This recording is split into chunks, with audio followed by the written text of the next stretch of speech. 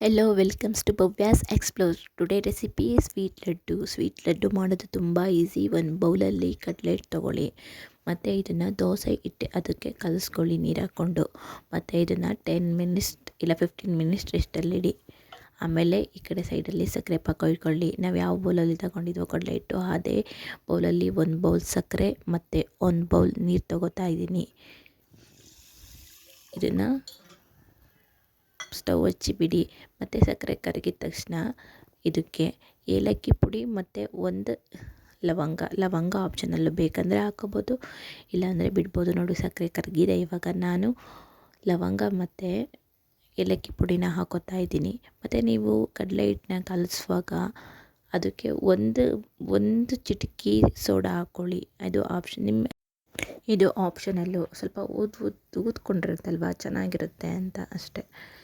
ಮತ್ತು ಈಗ ಎಣ್ಣೆ ಕಾದಿದೆ. 1-2 ಸ್ಪೂನ್ ಎಣ್ಣೆನ ಹಿಟ್ಟಿಗೆ ಕಲಿಸ್ಕೊತಾ ಇದ್ದೀನಿ. ಯಾಕಂದರೆ ಹಿಟ್ಟು ಅದು ಹಾಕ್ದಾಗ ಕ್ರಿಸ್ಪಿಯಾಗಿ ಬರುತ್ತೆ, ಅದಕ್ಕೋಸ್ಕರ. ಮತ್ತು ಇನ್ನೊಂದು ಸತಿ ಮಿಕ್ಸ್ ಮಾಡಿ ನಾವು ಮುಂಚೆ ಬೋಂಡ ಮಾಡ್ತಿದ್ವಲ್ಲ ಸೌಟು, ಆ ಸೌಟಲ್ಲಿ ಈಗ ಬಿಡ್ತಿದ್ದೀನಿ. ಎಷ್ಟು ಈಸಿ, ಎಷ್ಟು ಚೆನ್ನಾಗಿ ಬರುತ್ತೆ ನೋಡಿ. ಈಗ ಅದನ್ನು ಬ್ಯಾಟರ್ನ ನಾನು ಈಗ ಬಿಡ್ತಾ ಇದ್ದೀನಿ ಎಣ್ಣೆ ಒಳಗಡೆ. ತುಂಬ ಅಂದರೆ ತುಂಬ ಚೆನ್ನಾಗಿ ಬರುತ್ತೆ. ನನ್ನ ಮಗ ಅಂತೂ ತುಂಬ ಇಷ್ಟಪಟ್ಟು ತಿಂದ. ಮತ್ತು ಲಂಚ್ ಬಾಕ್ಸಿಗೂ ಸಹ ಮತ್ತು 3 ಲಡ್ಡು ಬೇಕು ನನಗೆ ಹಾಕ್ಕೊಡು ಅಂತ ಹಾಕ್ಸ್ಕೊಂಡು ಹೋಗಿದ್ದಾನೆ. ನೀವು ಮನೇಲಿ ಮಾಡಿ ನೋಡಿ, ತುಂಬ ಅಂದರೆ ತುಂಬ ಚೆನ್ನಾಗಿರುತ್ತೆ. ನೋಡಿ ಎಷ್ಟು ಚೆನ್ನಾಗಿ ಬರ್ತಾಯಿದೆ, ನೋಡ್ತಾ ಇರ್ಬೋದು, ಕಾಣಿಸ್ತಾ ಇರ್ಬೋದು ನಿಮಗೆ. ಬೂಂದಿ ಕಾಳು ಎಷ್ಟು ಚೆನ್ನಾಗಿ ಬಿಡಿಯಾಗಿ ತುಂಬ ಚೆನ್ನಾಗಿ ಬಂತಿದೆ. ಮಾಡಿದಾದ್ಮೇಲೂ ಅಷ್ಟೇ ತುಂಬ ಕ್ರಿಸ್ಪಿಯಾಗಿ ಬಂತು. ನೀವು ನೋಡ್ಬೋದು, ತೋರಿಸ್ತೀನಿ ನಾನು ನಿಮಗೆ ಅದನ್ನು.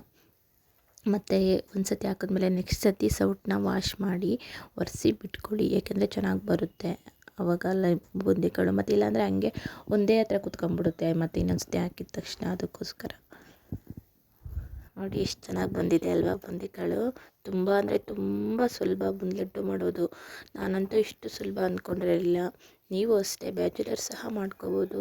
ಫಸ್ಟ್ ಟ್ರೈಯಲ್ಲೇ ತುಂಬ ಚೆನ್ನಾಗಿ ಲಡ್ಡು ಮಾಡಿಕೊಂಡು ನೀವು ಟೇಸ್ಟ್ ಮಾಡ್ಬೋದು. ಎಷ್ಟು ಚೆನ್ನಾಗಿದೆ ಅಲ್ವಾ. ಮತ್ತು ಮಿಕ್ಕಿರೋ ಹಿಟ್ಟನ್ನೆಲ್ಲ ಬಿಟ್ಕೊಂಡು ಎತ್ತಿಟ್ಕೊಳ್ಳೋಣ. ನಾನು ಫಸ್ಟ್ನೇ ಸತಿ ವಾಶ್ ಮಾಡಲಿಲ್ಲ, 2ನೇ ಸತಿ ಮತ್ತು ಇನ್ನೊಂದು ಸತಿ ನಾನು ವಾಶ್ ಮಾಡಿಕೊಂಡು ಸೌಟನ್ನ ಬಿಟ್ಕೊಂಡೆ. ಯಾಕೆಂದರೆ ಆದರೆ ಏನು ಒಂದೇ ಹತ್ರ ಕುತ್ಕೊಂಡಿಲ್ಲ, ಚೆನ್ನಾಗಿ ಬಂತು. ನೋಡಿ ಎಷ್ಟು ಚೆನ್ನಾಗಿ ಬಂದಿದೆ ಬೂಂದಿಕಾಳು ಅಲ್ವಾ. ಇದನ್ನು ಎಲ್ಲದನ್ನು ಮಾಡ್ಕೊಂಡಿರೋದೆಲ್ಲದನ್ನು ಈಗ ಸಕ್ಕರೆ ಪಾಕ ಬಂದಿದೆ. ಒಂದೆಳೆ ಪಾಕ ಬರಬೇಕು. ಪಾಕ ಚೆನ್ನಾಗಿಲ್ಲ ಅಂದರೂ ಸಹ ಅದು ಲಡ್ಡು ಬರಲ್ಲ ಕಟ್ಟೋದಕ್ಕೆ. ಮತ್ತು ಬಿಸಿ ಇದ್ದಾಗಲೇ ಉಂಡೆ ಕಟ್ಟಬೇಕು. ನೋಡಿ ಇದನ್ನೆಲ್ಲ ಮಾಡ್ಕೊಂಡಿರೋ ಬೂಂದಿಕಾಳನ್ನೆಲ್ಲ ಸಕ್ಕರೆ ಪಾಕದೊಳಗಡೆ ಹಾಕಿ ಈಗ 15 ಮಿನಿಟ್ಸ್ ರೆಸ್ಟಲ್ಲಿ ಬಿಡೋಣ. 15 ಮಿನಿಟ್ಸ್ ಆ ಥರ ಹಾಗೆ ಎತ್ತಿಡೋಣ. 15 ಮಿನಿಟ್ಸ್ ಆದಮೇಲೆ ನಾವು ಅದನ್ನು ಉಂಡೆ ಕಟ್ಬೋದು. ಈಗ ಒಂದು ಸತಿ ಇದನ್ನೆಲ್ಲ ಮಿಕ್ಸ್ ಮಾಡಿ ಚೆನ್ನಾಗೆ ಒಂದು ಪ್ಲೇಟ್ ಮುಚ್ಚಿ 15 ಮಿನಿಟ್ಸ್ ಬಿಡ್ತೀನಿ.